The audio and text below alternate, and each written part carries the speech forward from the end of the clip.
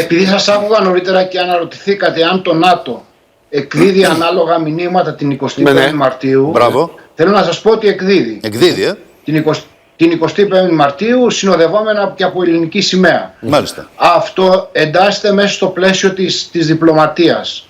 Προφανώς δεν θα έπρεπε το ΝΑΤΟ τη συγκεκριμένη στιγμή που υπάρχει ένας διάλογος με την Τουρκία να προχωράει σε κάτι τέτοιο, γιατί ξέρει ότι μας πονάει. Το ΝΑΤΟ όμως από το 1980 και μετά έχει υιοθετήσει το δόγμα Λούνς. Ο Λούνς ήταν ένας Ολλανδός διπλωμάτης ο οποίος χειρίστηκε την εισβολή της Τουρκίας στην Κύπρο και ήταν ανεπαρκής εκ του αποτελέσματος.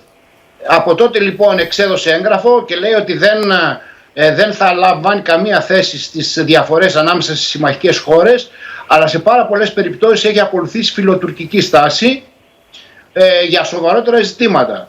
Συγκεκριμένα να σας αναφέρω ότι το 2007 είχαμε μία άσκηση η οποία λεγόταν Τολμηρός Τοξότης και είχαμε συμπεριλάβει μέσα τον Αϊστράτη. Μάλιστα. Ο Αϊστράτης δεν είναι μέσα στα στρατικοποιημένα νησιά με βάση τη συνθήκη της Λοζάνης. Οι Τούρκοι λοιπόν απέτησαν να μην γίνει η άσκηση εάν δεν βγει ο Αϊστράτης από μέσα. Το ΝΑΤΟ, παρά το γεγονός ότι ήξερε ότι ο Άγιος Ευστράτιος δεν είναι στα αποστρατικοποιημένα νησιά, εν τούτης υποχώρησε. Και η άσκηση δεν έγινε και την επόμενη χρονιά. Και αποκαλύφθηκε μάλιστα μέσω των Wikileaks τον έγγραφο, ένα τηλεγράφημα από την Αμερικανική Πρεσβεία με τίτλο «Η Μικρανία στο Αιγαίο», το οποίο έλεγε ότι ενώ γνωρίζαμε ότι ο Αϊστράτης δεν είναι στα αποστρατικοποιημένα νησιά, εν τούτης υποχωρήσαμε στις απαιτήσεις της Τουρκίας. Η Τουρκία κατά καιρούς βάζει τον Αϊστράτη μέσα, βάζει τη Θάσο, βάζει τα Ψαρά, νησιά τα οποία δεν είναι στη συνθήκη της Λοζάνης. Συνεπώς λοιπόν δεν πρέπει να μας εκπλήσει το μήνυμα αυτό του ΝΑΤΟ, το οποίο προφανώς δεν είναι και το καλύτερο. Να είμαστε ρεαλιστές. Οι κοινοί σύμμαχοί μας στο ΝΑΤΟ, όπου ΝΑΤΟ είσαι Αμερική, μας βλέπουν ως ενιαίο χώρο. Μας αρέσει, δεν μας αρέσει. Δηλαδή, ένας ενιαίος χώρος, να το οπτικοποιήσω λίγο, μιας και είμαστε στο ραδιόφωνο, είναι μια κλειδαριά, όπου ο μηχανισμός κλειδαριάς είναι η Τουρκία και ο αφαλός κλειδαριάς είναι η Ελλάδα. Ο αφαλός χωρίς τον μηχανισμό δεν λειτουργεί, ο μηχανισμός χωρίς τον αφαλό να μπει το κλειδί, ομοίως δεν λειτουργεί. Άρα λοιπόν για τους συμμάχους μας είμαστε ένας ενιαίος χώρος, οπτικοποιημένα μια κλειδαριά, γι' αυτό συνεχώς τα βρείτε. Γι' αυτό και κρατάνε ίσες αποστάσεις χωρίς να παίρνουν το μέρος του ενός του άλλου. Μην ξεχνάμε ότι η Τουρκία είναι στο ΝΑΤΟ την ίδια μέρα, το Φλεβάρι του 1952, πήγε με εμάς, και η ανακοίνωση που βγήκε το ΝΑΤΟ το αφορά τι συμβαίνει μετά το 1952 που είμαστε σύμμαχοι. Η ιστορία πριν το 1952 ψυχρά το ΝΑΤΟ δεν το ενδιαφέρει.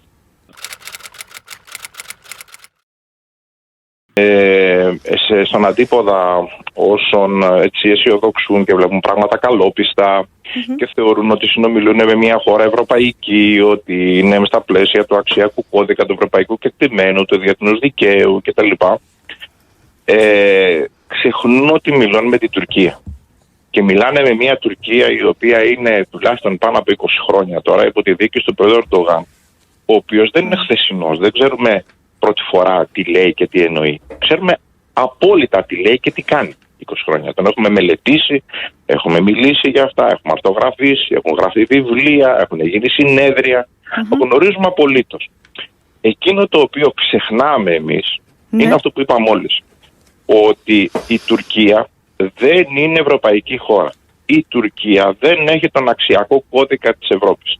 Αυτό τι σημαίνει, θα μου πει κάποιος, ότι δεν πρέπει να συνομιλούμε με όποιους δεν έχουν τον ίδιο αξιακό κώδικα από την Ευρώπη? Όχι, σαφώς και συνομιλούμε. Όμως οι συνομιλίες επί σειρά ετών και τα μέτρα οικοδόμησης εμπιστοσύνης επί δεκαετίες δεν έχουν οδηγήσει πουθενά, δεν έχουν αποφέρει τίποτα. Σαφώς, όπως γνωρίζουμε από την ιστορία, είτε υπήρχαν μεγάλοι πόλεμοι είτε παγκόσμιοι πόλεμοι, οι αντιμαχόμενες πλευρές συνομιλούσαν μεταξύ τους, παρότι σκοτωνόντουσαν τα παιδιά. Σαφώς λοιπόν, εφόσον δεν έχουμε πόλεμο με την Τουρκία, είμαστε και σύμμαχοι στο ΝΑΤΟ, όπως και αναφέρετε και στην αρχή, βεβαίως και πρέπει να υπάρχουν διάβλοι επικοινωνίας. Το θέμα είναι το ποιοτικό χαρακτηριστικό της επικοινωνίας. Ναι. Δηλαδή, όταν συνομιλείς με κάποιον, ποιον θεωρείς ότι είσαι απέναντι σου? Έχεις το Λουξεμβούργο? Έχεις έστω την Ιταλία, με τους οποίους είχαμε βρεθεί σε πόλεμο το 40? Έχεις τη Γερμανία που μας κάνανε αυτό που μας κάνανε την κατοχή? Όχι, έχει στην Τουρκία. Η οποία Τουρκία δεν αντιλαμβάνεται ότι η ιστορία έκανε τον κύκλο της και βρισκόμαστε σε ένα άλλο κεφάλαιο και πρέπει να το δούμε αλλιώς. Η Τουρκία έχει έναν αξιακό κώδικα, γι' αυτό έχει μαλλιάσει η γλώσσα μας το πολλαϊκά. Προσπαθούμε να εντάξουμε την Τουρκία στα πλαίσια λογικού διαλόγου σύγχρονου. Η Τουρκία έχει έναν μανδύα, αν θέλετε, ότι ναι, είμαι μια σύγχρονη χώρα, σαφώς και πάω συνομιλίες κτλ. Αλλά από πίσω δεν υποκρύπτεται πια, είναι φανερό. Δηλαδή, μας έρχεται μπαμ και το βλέπουμε μπροστά μας. Είναι τα δικά μου και τα δικά σας δικά μου. Ναι. Ναι, κοιτάξτε, για να πάμε στη Χάγη, μοιάζει είναι υποσχετικό. Δεν ξέρω κατά πόσο οι Τούρκοι επιθυμούν κάτι τέτοιο ή θέλουν μια διμερή διαπραγμάτευση. Και παρά το γεγονός ότι αυτή τη στιγμή υπάρχει ύφεση στην προκλητικότητα της Τουρκίας, έχουμε μηδενικές παραβιάσεις, μηδενικές υπερπτήσεις, εν τούτης εκδηλώνει την επιθετικότητά της σε μια άλλη περιοχή που υπάρχει ελληνισμός, που είναι η Κύπρος. Τελευταία είχαμε τα γεγονότα στην Πύλα, προχωράει ο επικισμός της Αμοχώστου. Παρ' όλα αυτά λοιπόν, παρά το γεγονός ότι υπάρχει αυτό το καλό κλίμα, δεν επιτρέπεται εφησυχασμός.